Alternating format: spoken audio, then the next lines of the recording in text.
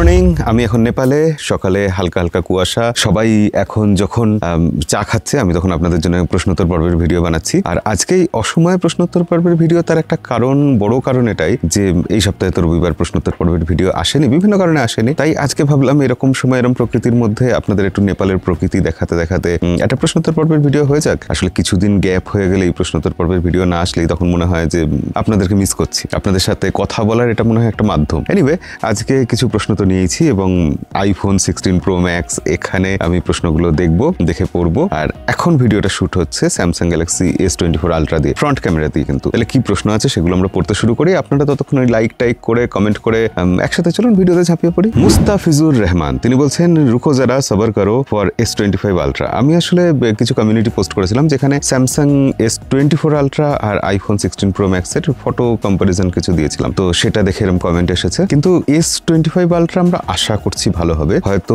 IPhone 16 pro max এর থেকেও অনেক ভালো হবে। কিন্তু কখনোই এটা জোর করে বলা যায় না, জোর গলায় বলা যায় না যে ভালো হবেই। কারণ এরকমও হতে পারে যে স্যামসাং ওটাতে কিছু টেকনোলজিক্যাল ফ্ল চলে আসলো, হলো সফটওয়্যারে কিছু গলদ, বা আইএসপিটা ভালো হলো না, ক্যামেরা যতটা তারা ভেবেছিল যেরকম নতুনত্ব করতে চেয়েছিল সেরকম হলো না। উল্টে দেখা যাবে যে S25 আলট্রা হয়তো খারাপ হলো, সুপার ফ্লপ হলো, S24 আলট্রাই বেটার বলে লোকে কিনতে থাকলো পুরোনো ফোনকেই। এরকম হতেও পারে, এই রিস্ক তো থাকেই সবসময়। তো সেক্ষেত্রে এখনই কনফিডেন্টলি এরকম বলবেন না। এরকম হতেই পারে যে আগামী স্যামসাং এর ফোনের থেকে আইফোন এগিয়েই থাকলো, কে বলতে পারে, দেখা যাক, তখন সেগুলো আমরা দেখবো। আর সেসব আমাদের চ্যানেলে তো ভিডিও আসবেই। এখনই আমি এই নেপালে স্যামসাং S24 আলট্রা আর আইফোন 16 প্রো ম্যাক্স এই দুটো ফোন নিয়ে এসেছি এই কারণেই যে ক্যামেরা কম্পারিজন হবে, কিছু শুট করবো। তো সেসব শুট চলছে, আমি ফিরে গিয়ে ভিডিও দেবো। তার জন্য এসব দেখার জন্য আমাদের চ্যানেলটা সাবস্ক্রাইব করে রাখবেন, এগুলো তো বলতে হয়, বলে দিলাম। ওকে, আমরা এবার তাহলে আইফোন 16 প্রো ম্যাক্স এর ব্যাক ক্যামেরাতে চলে এসেছি। আমার পেছনে না, ক্যামেরার পেছনে রয়েছে স্যাম, আর আপনারা দেখছেন নেপালের প্রাকৃতিক দৃশ্য।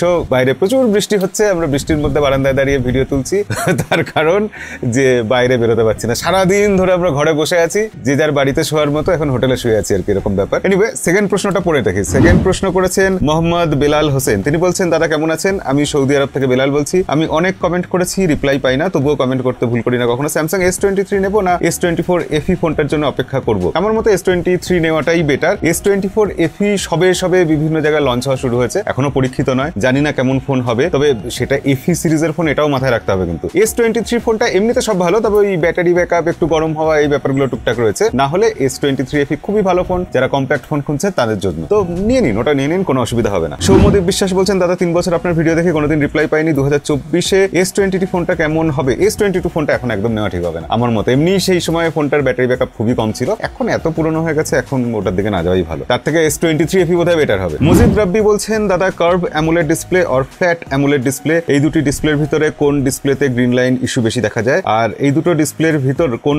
ডিসপ্লেটা টেকসই বেশি? এত তাড়াতাড়ি পড়ছি তার কারণ খুব শীত করছে, তাড়াতাড়ি ঘরে যেতে হবে। উত্তর হচ্ছে এটাই যে অ্যামোলেড ডিসপ্লেই ব্যবহার করুন না কেন, তাতে গ্রিন লাইন আসতে পারে।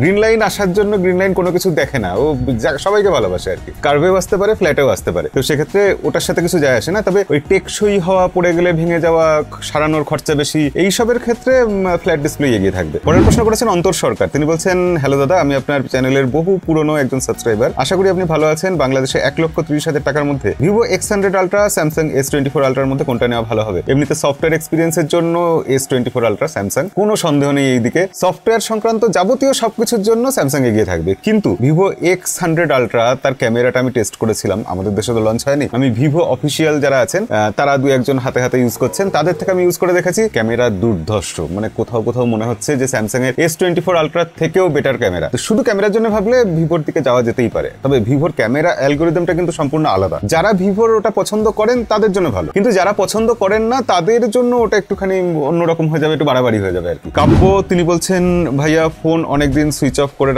রেখে দিলে কি কোনো প্রবলেম হয়? এমনিতে কোনো প্রবলেম হওয়ার কথা নয়, কিন্তু প্রবলেম হয়। তার একটাই কারণ যে ফোনের ব্যাটারিতে প্রবলেম হয়। ফোনের প্রবলেম হয় না, ব্যাটারিতে সমস্যা হয়। যে কোনো ব্যাটারি আসলে দীর্ঘদিন ধরে ফেলে রাখলে তাতে সমস্যা হবেই।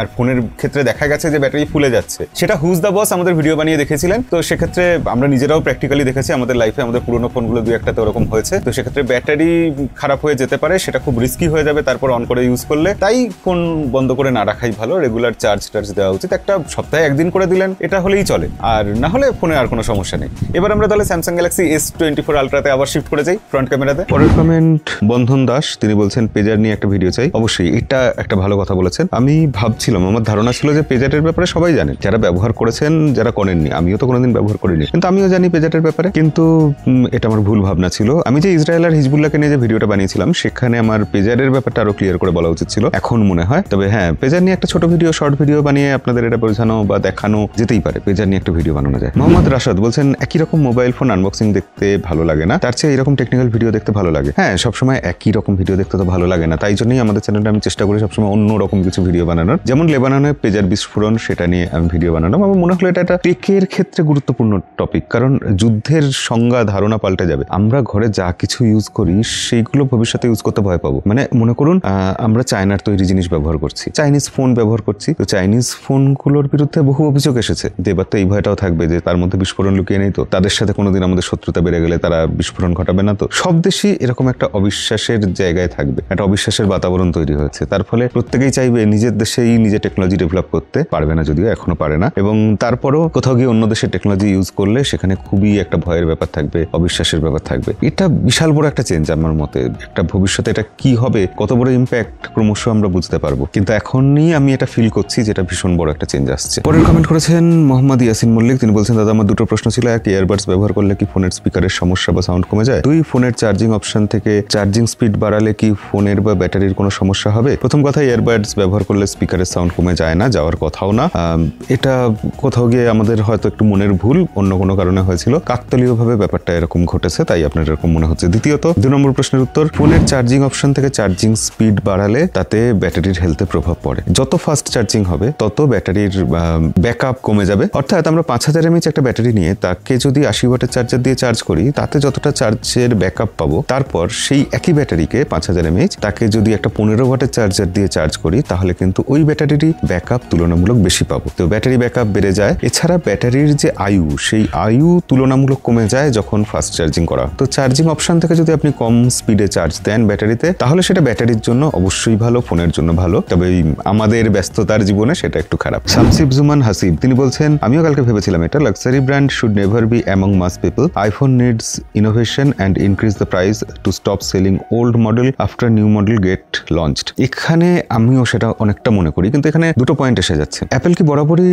আইফোনকে লাক্সারি ব্র্যান্ড হিসেবেই প্রেজেন্ট করতে চেয়েছিল? স্টিভ জবস যখন প্রথম আইফোন লঞ্চ করেছিলেন, সেই সময়ের অন্য যেসব ফোন ছিল তার তুলনায় আইফোনের দাম যে বিশাল গগনচুম্বী ছিল এরকম নয়। আইফোনের দাম বেশি ছিল, অবশ্যই বেশি ছিল, কিন্তু তবুও সেটা সাধ্যের মধ্যে কোথাও গিয়েছিল। এবং সেখানে সব থেকে বড় কথা, আইফোন তখন নিজেকে লাক্সারি ব্র্যান্ড হিসেবে পেশ করেনি, তারা নিজেদেরকে একটা ইনোভেটিভ প্রোডাক্ট হিসেবে দেখাতে চেয়েছিল। তারা এমন ইনোভেশন করেছে, এমন কিছু এনেছে যেটা এর আগে কেউ করেনি, এবং তারা এটাই দেখাতে চেয়েছিল যে আপনারা জানেন না আপনারা এটা চাইছিলেন, আপনাদের আমি এটা দেখাচ্ছি, দেখানোর পর আপনারা বুঝতে পারবেন যে এই জিনিসটারই তো স্বপ্ন দেখেছিলাম, এই জিনিসটাই তো আমি চিরকাল চেয়েছিলাম। তো আইফোন তখন সেই ব্র্যান্ডটা ছিল যার মধ্যে সব নতুন জিনিস ছিল, যেরকম জিনিস মানুষ এর আগে দেখেনি। তারপর স্টিভ জবস যখন মারা গেলেন 2011 সাল না 12 সালে, তো স্টিভ জবস মারা যাওয়ার পর অ্যাপেলের দিশাটা বদলে গেল। তো মোটামুটি ওই 2010 সালের সময় থেকে অ্যাপেল নিজেকে ক্রমশ লাক্সারি ব্র্যান্ড হিসেবে শেলফ করা বা প্রেজেন্ট করা শুরু করলো। এবার সেখানে গিয়ে একটা সমস্যা থেকে যায় যে আমি যদি লাক্সারি ব্র্যান্ড হই, কখনো আমি মাস পিপলের কাছে হতে পারি না। মানে সবাই এর হাতে হাতে ঘুরছে যে জিনিস, সেটা লাক্সারি ব্র্যান্ড এরকম কখনোই হতে পারে না, তাহলে সেই ব্র্যান্ডটা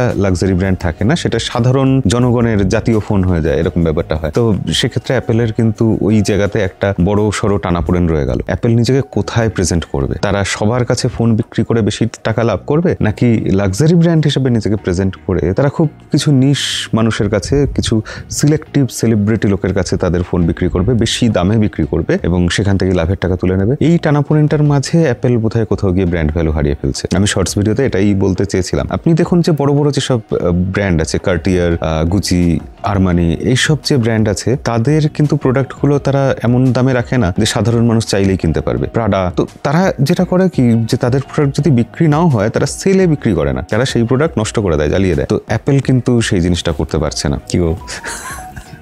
তো অ্যাপেল কিন্তু করতে পারছে, কি করতে পারছে না দাদা?